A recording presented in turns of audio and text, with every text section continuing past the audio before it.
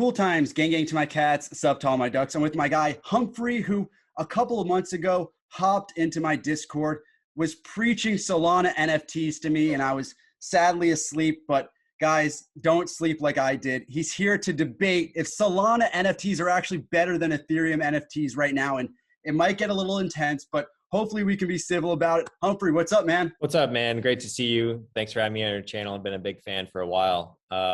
Yeah, let's talk about it. Yeah, let's do it, man. Glad you were a part of Sniper Gang. If you're not already a part of Sniper Gang, make sure to subscribe, like this video, and jump in the Discord below. But also check out Humphrey's guide to NFTs. It's so concise, it's so clear, and it's a must for any beginner in this NFT space, or somebody like me who's certified Bradley Cooper sniper, pew pew. But we're going to talk about Ethereum versus Solana NFTs in this video. So I think the broad sentiment and my own sentiment on Solana NFTs, it's a lot of copy pasta. And when you see Melania Trump entering the Solana NFT space, it doesn't exactly make me very bullish on the space. But my guy Humphrey here, what do you have to tell me about why we should get into Solana NFTs? Yeah, actually, that's a really good point. I think we can talk maybe on this video about the pros and cons of Solana versus Ethereum NFTs. I think there are a lot of pros to both platforms, and there are a lot of cons to both platforms as well. I know that you, Cool Times, are huge on the ETH chain, but for me, I was on the Solana chain, then I went to the ETH chain for a little bit to buy and flip some NFTs, but I actually ultimately ended up back on the Solana chain. And so in terms of pros, at least for the Solana NFT space, and feel free to debate me at any point here. I will. Number one, no gas fees. I think that is one of the main problems that I had with the Ethereum chain, was that if I wanted to mint something, you know, I was paying a couple $100 sometimes at high traffic times just to mint something. The second was that the second pro, let me cut you off right there, because you talk about no gas fees, but the ceiling for your flips on NFTs are so much higher. Look, if you got into Cyberkong's Genesis NFTs in March, if you just got 4 of them, you'd be a millionaire right now. So yeah, you do have to pay crippling gas fees sometimes. It's not great. It's not fun. No one likes doing it. It's like taxes. But listen, the ceiling it's so much higher. You have Bored Apes, you have CryptoPunks. The flips can be much bigger and better on Ethereum. And so for me, the gas fees are worth it. Yeah, definitely considering that. I think that's a really good point that you make. The ceilings are a lot bigger because there's way more money on Ethereum. It's like the chain to be on for NFTs, especially if you search on a Google search. You know, people are gonna, if you type in NFTs, people are naturally going to go to OpenSea, or they're going to see an influencer that they like have a Ethereum profile picture, right? It's not really Solana yet. So yeah, I do agree with you that the flips, the ceilings are a lot higher on Ethereum, but I think that what we've been seeing in the last couple months is that more money has been coming to the Solana ecosystem. And so because of that, I think the Solana ecosystem is still a little bit greener, and there's still room for a potential blue chip to be solidified. Like if you're trying to get into a blue chip project on Ethereum, you're going to need $200K to buy a Bored Ape, right? But on Solana, you might be able to identify a blue chip in the 5K range, maybe $1,000, and that could become your next blue chip. And that's actually happened to me, actually, personally. You know, I bought a Boryoku Dragon, which is the Cyberkongs of Solana, and that cost me 5K, but now it's worth well over 30, right? So 30, 35K, it's worth 200 Solana now, and I bought it at 20 Solana. So it's pretty interesting to see what we have going on here. But to your point, I do agree that on Solana ecosystem, there are a lot of copy pasters, right? They see something that works on Ethereum and they're like, all right, let's just do that. And I do think that that is one of the problems on Solana right now, is there needs to be more original NFTs coming out. Yeah, what are your thoughts on that? Like, do you see any innovations on the Ethereum chain these days? I think Ethereum attracts the best builders. And when you look at a project that recently launched like Doodles, it already has that blue chip feel to it. So I think there is an easier and faster runway to blue chip status on Ethereum than Solana. But you made a great point about Solana, because the pecking order hasn't been, you know, people are talking about punks flipping apes, apes flipping punks, but the pecking order hasn't been figured out for Solana NFTs. So I think you're totally right. If you're looking to invest in Solana NFTs today, you have your chance to pick the winning horse right now.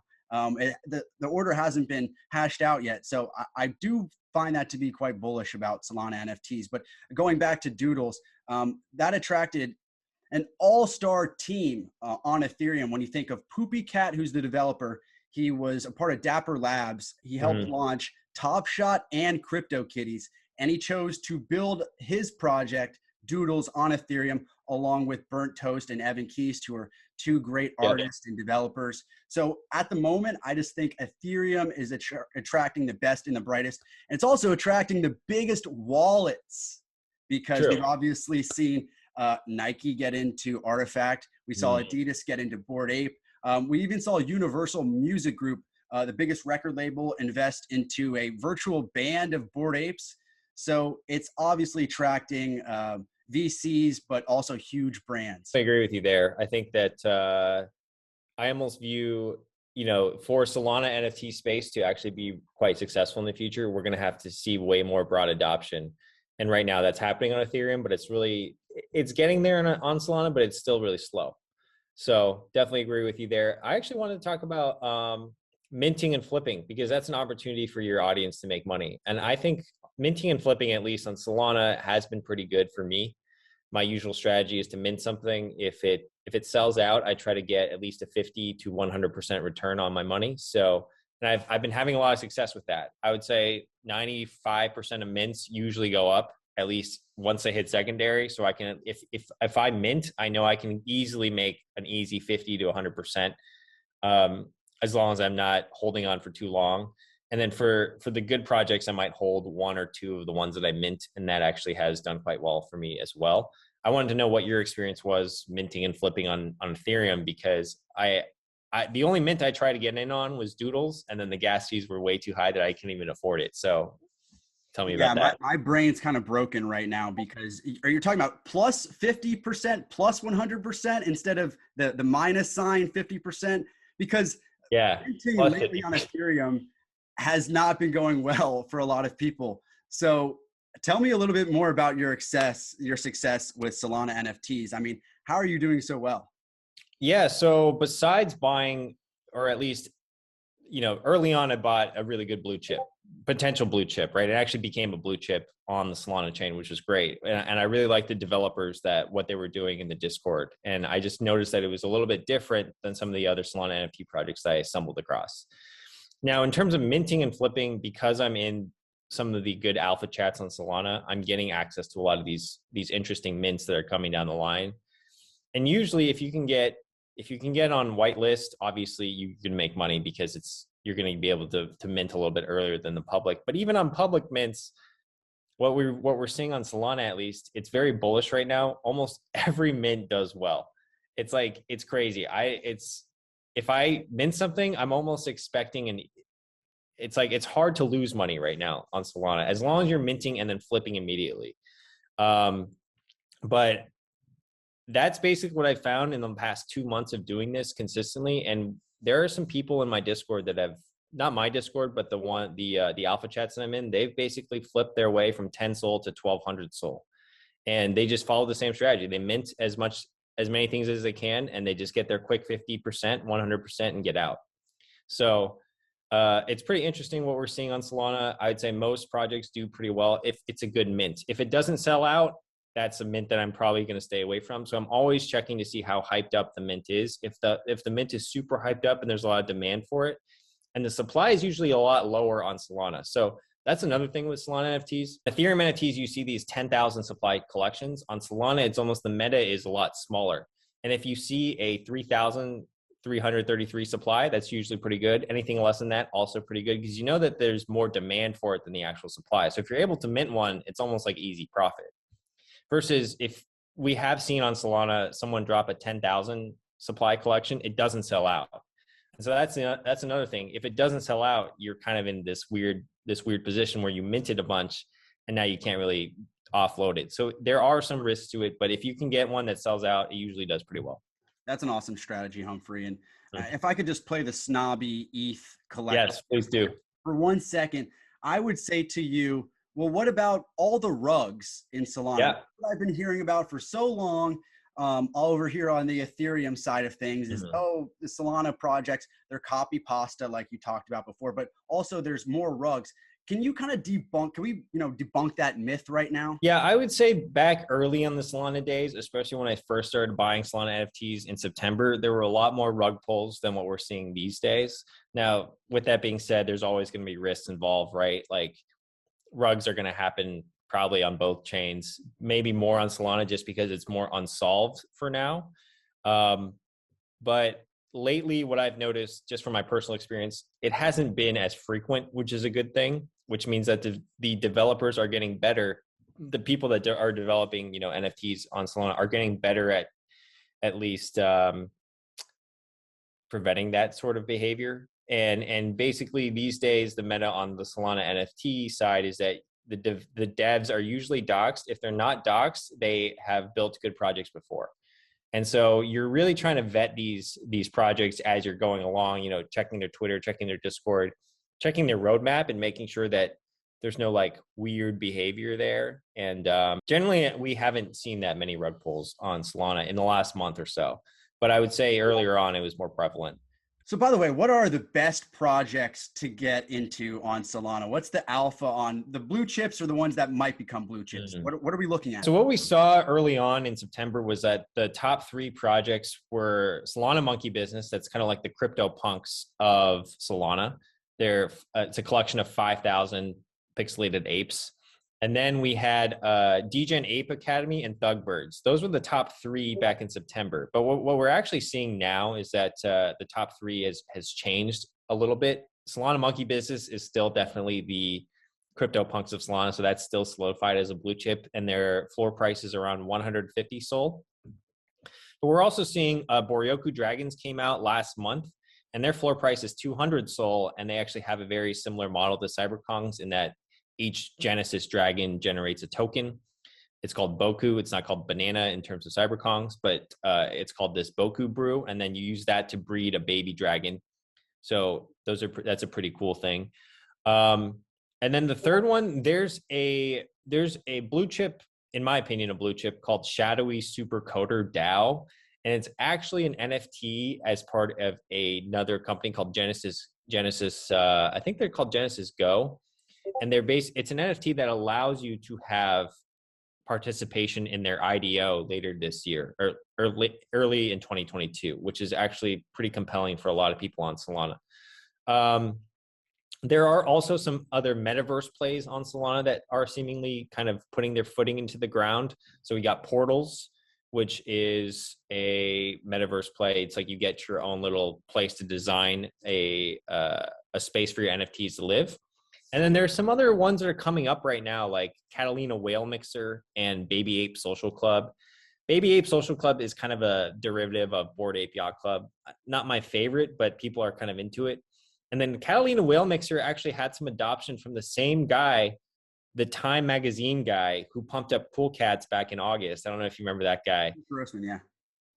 Yeah, he just bought a Catalina Whale Mixer, and there's these funny thug-looking whales on the Solana blockchain. So I would say keep an eye on those two, Catalina Whale Mixer and Baby Ape Social Club as up-and-comers. But the top 3, in my opinion, are Solana Monkey Business, Boryoku Dragons, and maybe Shadowy Supercoder DAO.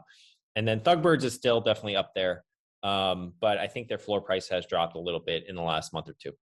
I think the interesting thing too is with Solana, and I don't know if something weird's happening to me. I don't know if you somehow gave me a potion or something, and if I'm starting to drink the Solana Kool-Aid here. Yep. But the thing is you're less likely to be exposed on Solana because you're not having to pay these gas fees, because the biggest tax on people right now in the Ethereum NFT space is not just paying the gas fees for these mints, but also these failed mints, because you have tons of inexperienced people. It's the first time they've ever minted something, and they decide to use too low of gas, and the transaction gets stuck, and then they have to use more gas fees to unstuck it, or they cancel, and they end up spending all of their bag on gas fees, where that's clearly not the issue on Solana.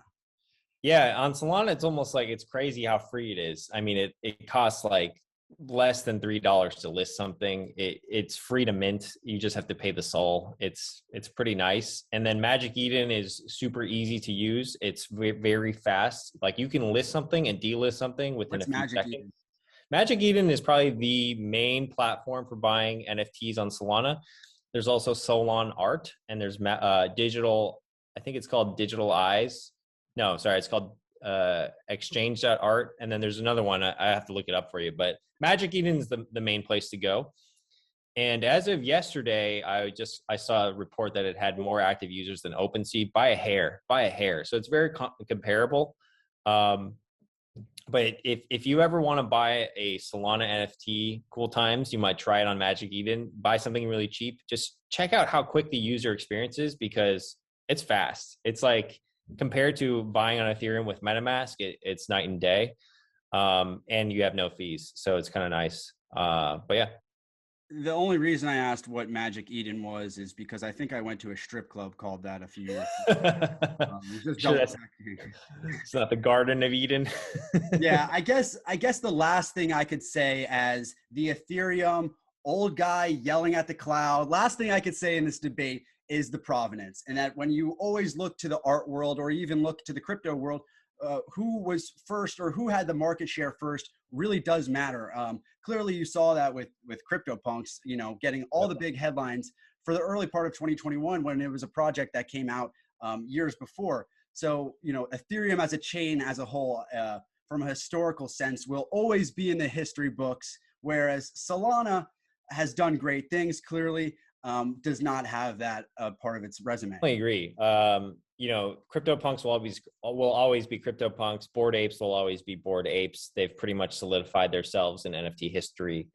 Solana is still unsolved, as we talked about earlier. There's no pecking order. There's not really that many huge influencers on Solana yet. We see, you know, Steve Harvey just got a Solana one. Steve Aoki. What? Yeah, Steve Harvey has had. Steve Harvey was dude, like the mustache, like Steve Harvey doing Solana. Okay, that seems super foolish. That doesn't seem like the top at all. Yeah, like he actually early adopted a lot of Solana NFTs, which was funny. So Steve Harvey, last week we actually saw Steve Aoki join, as well as Fuckrender. Do you know who that is? The artist. Yeah. Fuckrender joined a few Solana projects, and then Farouk, which is a Ethereum NFT influencer, but he's also pretty bullish on some of these Solana NFTs. So we are seeing some people come over, but I do agree with you. The provenance on Ethereum is unmatched, and it'll probably take a long time and a lot of work for Solana NFTs to have somewhat of a competitive provenance to Ethereum. Yeah, I think I have a couple apologies to issue. One, I just want to go back to what was previous. I shouldn't have laughed at Steve Harvey because Ja Rule is one of the biggest influencers on ETH. The guy who's a literal scammer and came up with something called Fire Festival. Multiple documentaries made about it. So sorry, you know what? Sorry for laughing about Steve Harvey. But I also want to say sorry for not listening to you earlier when you jumped into the Sniper Gang Discord and saying, hey, all good. Bradley Cooper, you got to get into Solana NFTs. And I was like, you know, no, man. Because I think you made some great points today. And honestly think you might have eked out a victory in today's debate. Oh, that's high praise coming from Cool Times. But yeah, I mean, there's opportunities everywhere. And I would even say just keep an open mind to things, because like even the other day I minted some stuff on the Flow blockchain, which is just like something I never even touched. But I even made, you know, like $4,000 from the Flow blockchain on Ballers, which is just like another like I think it was like another Dapper Labs project, because I don't know. I minted them, and then, you know, it took 2 months for them to list on secondary, but I flipped them all. So, I mean, for me, I'm just trying to make profit on NFTs, and if I can do that on Ethereum, great. If I can do it on Solana, better. You know, but I would say to the NFT viewer out there, keep an open mind, because there's always going to be opportunities, and if you're too stuck in your ways, sometimes you might miss out on like a potential 100x, right? So, just want you guys to make money out there. Absolutely. And always make sure to do your own research. This isn't financial advice, but right. I've been over here with my cool cats and my sup ducks, and I even have my snobby Damien Hirst NFTs. And I haven't been looking over at Solana, but I think Humphrey gave you guys some great advice there. Not financial advice, but just advice in general, that Yep. Diversifying yourself is probably a smart thing to do. And Solana is very untapped, and there are moves to be made on there right now. Definitely. Thanks for having me. Cool times. Appreciate it. Yeah, definitely, man. We'll make sure everyone subscribes to their channel. Also, check out that NFT guide. Again, it's so clear. It's so concise. Make sure that's your intro to the NFT world if you're just getting into it right now. That's all for today. And maybe we'll do a sign off here. You might know the outro, maybe you don't, but we just got to end it with a gang.